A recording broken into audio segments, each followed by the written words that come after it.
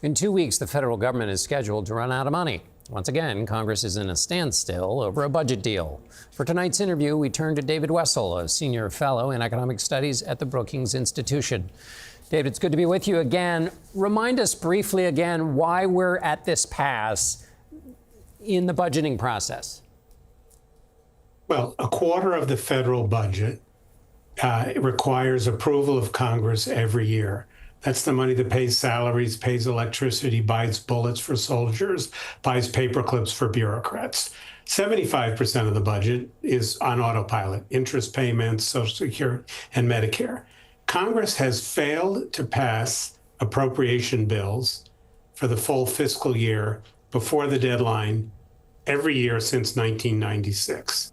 So the system has been decaying over time, but now it's really broken entirely, largely because of partisan differences. So what are the stakes in this particular? You've mentioned it's that sliver of the budget. Are the stakes any different than all of those previous times you just alluded to? Well, yes and no. One thing that's different this time is that there seems to be very little interest on the part of the leaders of Congress in coming to a consensus. The Republicans want and have proposed in the House a bill that essentially extend government funding through November 21st at last year's levels. The Democrats have decided it's time for a fight, and they're saying we're not going to support this unless the Republicans agree to restore some of the spending cuts to Medicaid and, importantly, extend the subsidies for premiums that people pay under the Affordable Care Act. And that's what the standoff is right now. It takes 60 votes in the Senate to get an appropriations bill through.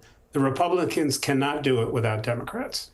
And when you talk about the politics here, that would include possibly having a shutdown and trying to pin the blame, I guess, essentially on Republicans for not funding those two things.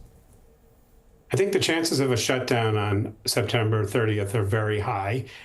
The White House and Republicans will blame Democrats. Democrats will blame Republicans. The Democrats seem to have decided that they need, certainly for their base, to show they're standing up to President Trump and the Republicans. So they seem to be determined to force a shutdown. But this could be a bargaining position. If Senate Republicans agree to restore some of these Medicaid spending cuts or extend the premium subsidies for the Affordable Care Act, this could get resolved. I think it'll probably take a shutdown before that actually happens. Characterize, if you would, for us, David, the White House position on budgeting as they engage from the sidelines, at least for the moment, in this budget fight. So one thing that makes this administration very different than others is that it has said that when Congress passes an appropriation bill, that's a ceiling on what the government needs to spend, not a floor. This is known in Washington as the power of the purse. The White House, particularly the budget director, Russ Vought, have exercised unusual authority to try and not spend what Congress has appropriated. And that's really underlying this whole dispute. And are Democrats trying to get into that fight? We have about 20 seconds left. In terms of that budgeting authority, who has it?